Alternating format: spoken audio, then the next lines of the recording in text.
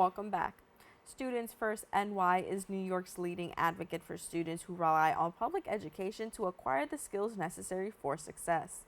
The organization is dedicated to creating a system that guarantees a quality teacher in every classroom while prioritizing the needs of New York City students. Executive Director for Students First NY, Crystal McQueen-Taylor, joins me to discuss their efforts. Crystal, welcome to the show. Thank you so much for having me. Thank you so much for being here. Let's talk about Students First NY and its overall mission. Yeah, so as you mentioned, we are an advocacy organization, and our main goal is to ensure that all New York City students have a high-quality public school, particularly in their community, whether that school is a district school or a charter school. And we work to support and enact policies that enable that to happen, and that really puts students at the center of those policy decisions. And what was the inspiration behind the organization? Well, you know, education is often a really complicated topic, and there are a lot of inputs that go into the decisions, the regulations, the laws that regulate education. And oftentimes, the people who are really at the center of the decisions that are being made, the kids, the students, and their families are often lost because there are a lot of different inputs and a lot of different stakeholders who are at the table in making those decisions. And as Students First, we really wanted to recenter kids. Yeah. We wanted to recenter the idea that all kids deserve to have a really high quality education. And who are the best advocates for that often? It's their parents.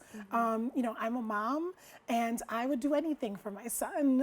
And one of the biggest decisions that I made for him is finding a high quality school for him. And so working with parents to organize themselves and to advocate for policies that are going to put their kids at the center is really why we started the organization.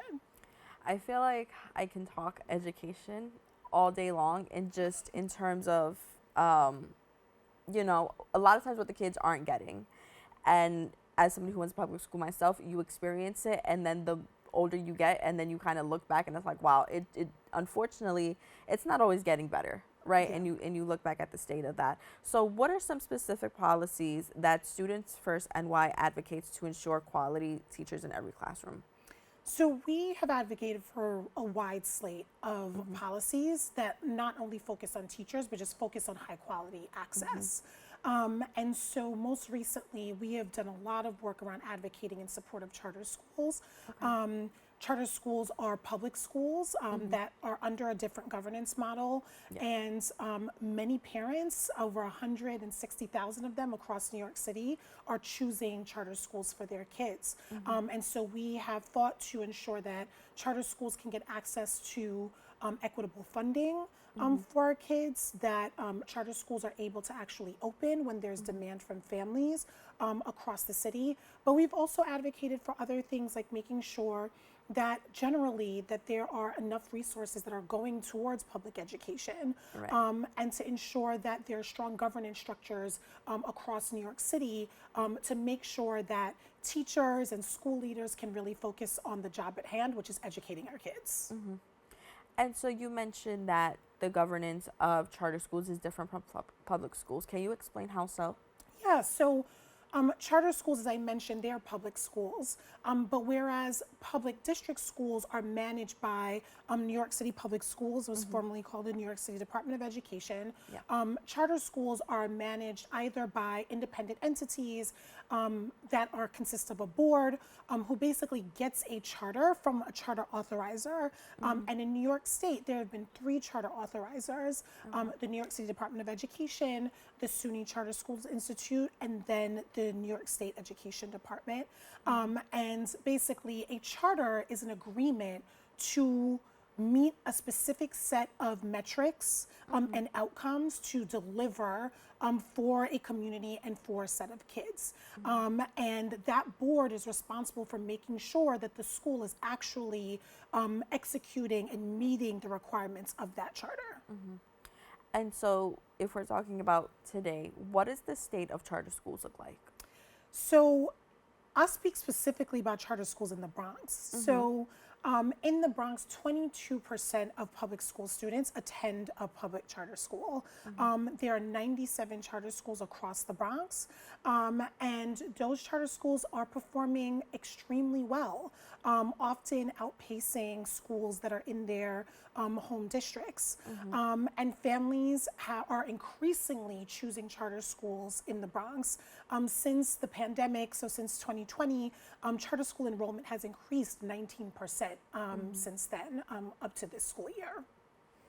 It's very interesting because I've noticed myself that it's like a lot of people now are charter schools. Back when I was in school, charter schools were something you didn't necessarily hear of, and now it's really where a lot of people do turn to. And I have, quite a few friends who work in charter schools, and so it's interesting to see just that shift. And I can understand a little bit why that shift is happening, but for you specifically, and you mentioned you're a mom, and a big thing for you was to make sure your son was in a decent school. So why for you was a charter a better decision? So ultimately, parents are going to make the best decision for their child. And even when you are a parent, you may have multiple kids, and those individual kids are going to need different things. And a different school is going to supply something different for each of those kids. So, and also over time, like kids are in school for 13 years at least, right? And so they may need something when they're in elementary school, and that may shift for middle school, may shift again for high school. And so similar for me as a mom, like I actually started out as a public school teacher in the South Bronx at PS 75 in Hunts Point. And I've worked my entire career in education. And so I knew a bit about the ins and outs of what actually go on in our schools. And I was just looking for a school for my son where I knew that he would be safe, that I felt like he would be loved by the adults in the building, and that he would be challenged. Because, my son, he's young for his grade, and if you leave him to his own devices, he's probably not going to always choose to pick up a book. But that's not a reason to not push him and give him opportunity to engage in rigorous activities. So when I was looking for a pre-K for him, he actually started out at a local school that was walking distance to our house, and it was a great pre-K program. And then I actually transitioned him to a charter school in Brooklyn. I live in Brooklyn. And he has been there since kindergarten. He's now in the 6th grade. And the same things that I was looking for in pre-K are the same things that I was looking for middle school. Like I wanted a school that he would be safe, where he would feel at home and comfortable, and he would feel like he would be willing to take risks, that the adults would foster that kind of environment, and that he would be really challenged academically, and he would really be pushed so that he could meet his maximum potential. And I think for the most part, that's what parents are looking for their kids. And for some parents, they're finding that in their local district school. They may be finding that in a magnet school or some other kind of specialized school. And for a lot of parents, they're finding that in a charter school. And parents should be able to have that access to that choice. I really, really like what you just said, especially that, not every school is going to have what every kid needs. And I think it's important to really be able to kind of have accessibility to look through these schools and to look through and to make sure that the school that your child is sent to is, the school that's best tailored for them. Absolutely. So shifting gears a little bit, how does Students First NY plan to address the influence of special interests in public education? So the main way that we do this is really getting the people who are closest to what the impacts of the decisions that are being made about education to have a seat at the table. And that's really parents.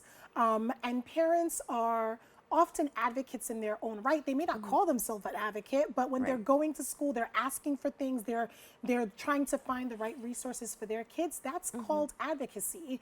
But when parents join together, they're often able to find a new level of power together to advocate for the things that they want, for not just their individual child, but it may be something for their school, for their district, or for a systemic change. And so we really work to make sure that parents that they can really harness that collective power, that they can be at tables where decisions are being made, that they can speak truth to power about what's actually happening in their schools and what are the things that are lacking, what are the things that are going well, and in talking to the actual decision makers, the lawmakers, the state senators, the assembly members who are actually making the decisions about what's actually going to happen in the schools in their community. And, you know, just before this, you kind of spoke about making sure that the schools are properly tailored to your kid. And we talked about how it's important for parents to have that access. So, in what ways does Students First NY engage parents and educator in its grassroots movements? Yeah, so we work with over 18,000 families from across New York City. And our team of organizers, they're going to where families are. So families are at the train station, they're outside of schools, at arrival and dismissal, they're at barbershops, they're at beauty salons, they're at the grocery store. And that is where we're going to actually engage parents and tap into some of their interests that they may not know exactly what advocacy is. They may not even know exactly how decisions are made or laws are made about education, but being able to arm them with that information and giving them access to other parents to actually join together to actually work together to advocate for policies that they think that they need and they want to see in their community. And another way that Students NY engages is with political leaders to influence education policy in Albany and New York City. Tell me a little bit about that. Yeah, so I'm glad that you brought that up. Parents are not only parents, but they're also constituents. And they're also voters, which is very relevant in this season, right? And so, you know, we work with our parents to actually organize not only around policies, but also to engage in politics. Like there is people power, there are power in numbers. And so when there are candidates who they think that they are going to be good for their students, they're going to be good ed reform candidates, parents are actually organizing to build support for those candidates, whether they are phone banking and talking to other family members, to other parents, to other neighbors in their community to talk about what's at stake in the election, or they're canvassing and knocking on doors, or handing out materials at the local train station or bus stop to make sure that the community is informed about what's at stake at the election, who are the candidates, and where do the candidates fit on different sides of education issues. I think that's extremely important because, like you said, they're not just parents, but they're constituents. So it also gives parents a voice and kind of gives parents the option to help choose and help make the decisions that go on in their child's schooling. So I think that's really important. And so with that, what resources or support does Students First NY offer to schools and educators to help them improve their outcomes? So we partner with a variety of schools across New York City, particularly working with charter schools, that if there is an issue that they want to advocate around, we help them to actually navigate the complicated system of our political environment to get access to their local state senators, their local assembly members, and so give them the tools to actually be able to have conversations with their local representatives about what is important to them, what are the things that they need, what are the things that they want, what are the aspirations that they have for their school and for their kids.